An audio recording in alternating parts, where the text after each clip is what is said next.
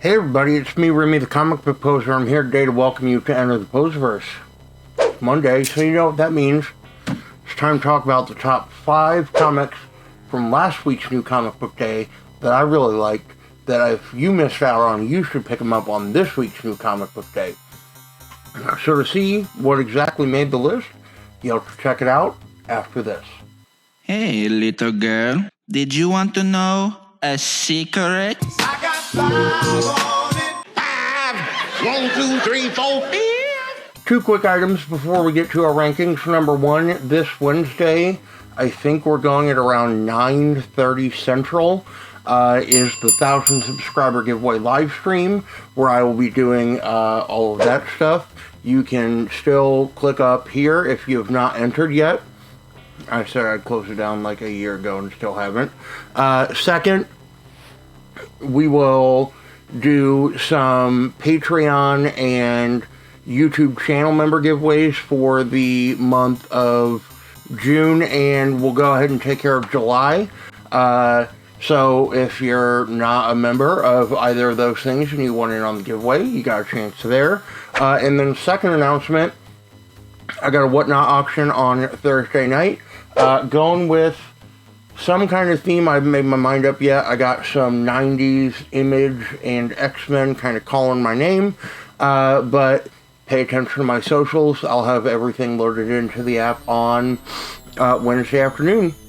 So without further ado, let's talk books. I did it for the first time in 3 weeks. I've whittled my list down to my top 5 books. So here we go. Coming in at number 5 from DC is Blue and Gold number 1. You knew that this book was going to make the rankings. I'm excited that Dan Jurgens is writing Booster Gold again. If you saw my Instagram TV unboxing of some things from Yancey Street South, I picked up a Dan Jurgens signed Booster Gold run from the 2000s, or a signed Dan Jurgens book from that run. But I really enjoyed this in terms of looking at Booster Gold trying to make it into the Justice League, getting the attention and the notoriety that he deserves, and he doesn't get it. Why? Because he's a attention whore.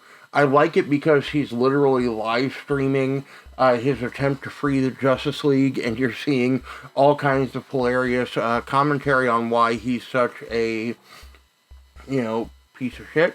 But I dig that about him. Blue Beetle does some cool things to kind of show why he is a stand-up individual, and why he definitely should not be seen as Booster Gold's sidekick. But y'all knew I was going to rank this book, so if you hated it, it's probably because you don't like Booster Gold. Sorry. Coming in at number 4 from Image Comics is Home, number 4 of 5 by Julio Antana, Anna Wysick, Brian Valenta, and Hassam Otsami Elho.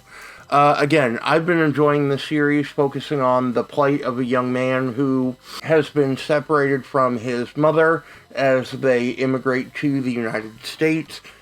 Family separation happens, right? So he is sent to a separate facility. He develops superpowers, and book number 3 is about learning that his aunt also has superpowers. You are learning a little bit more about the fate of his father, and whether or not the pesky folks over at ICE continue to catch up on his tail.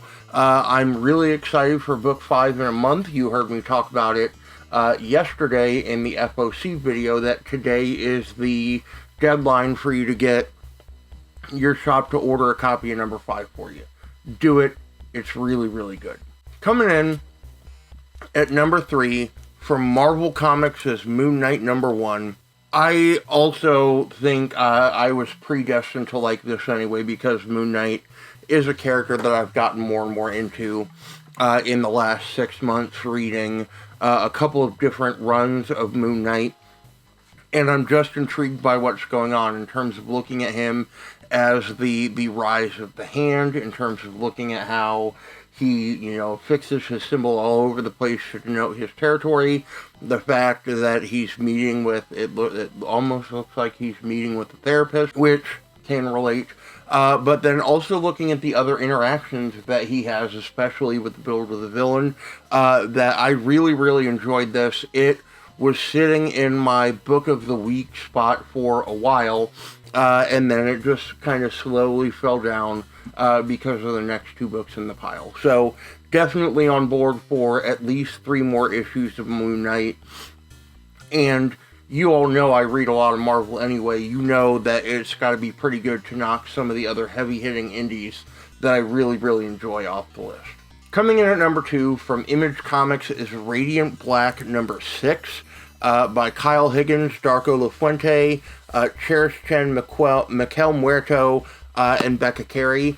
I really like this because it starts to bring back some things full circle for us. We learn about the identity of Radiant Red and the relationship that they may have to other either characters in the story or events that have taken place in the story. And I thought it was really, really interesting since Radiant Red has been the foil of Black in all of the different attempts that Black has had to figure out their powers, how they can kind of keep their neighborhood safe, build a name for themselves, and all of those other things that, like I said from the beginning, issues number 1 and 2 were kind of iffy for me, and then it really got its hooks into me at issue number 3. Definitely you should check out the trade of this when it comes out. If you have not, been reading this, because if you like superhero stories, you like Power Ranger-y kind of tales with people kind of unexpectedly falling into their powers, and then you have good elements of relational drama, this is a series for you. And then there was one. Our pick of the week, you also knew this one was probably going to happen, from Mad Cave Studios. It's Nottingham number 5 by David Hazan with art by Shane Connery Volk, Romano, and Jomette Gill on the letters. This is the epic conclusion of the first arc. Thank God it's no longer billed as the epic conclusion of the series. That you know that this has been renewed for a second arc. So we see the events of the archery tournament that we remember from every other Robin Hood tale kind of come to a head, where the Merry Men in the Red Hood are taking on the sheriff. The sheriff is a badass in this issue. We see a couple of people who take on, positions of high status in the typical Robin Hood lore, kind of get knocked down a peg. There are some deaths, more poetic stabbings, as David would put it. And I just think that this was a hell of an end with a great cliffhanger to build into the second arc of the series. This book, you definitely should not be sleeping on at all. The trade comes out, I think, in mid to late September, so you should definitely pick this up. I know that some of these issues were hard to find, especially with some of the delays in the second, third, or fourth printing of some of these issues. So secure the bag, get that trade paperback, get ready to go, and put Nottingham number 6 on your pull list whenever it goes live in previews. That this series is absolute brilliance, and I still can't believe that it's David's first full title. So what do you think? Are there any books that you think I have ranked too high? Books that you think should have been on my list that weren't? I know that if you're here live, you're probably putting it in the chat over here. If you're watching it on the rewind, then let me know down in the comments below. Don't forget about what I got going on Wednesday and Thursday night this week. And as always, y'all, thanks for stopping by. Have a good one.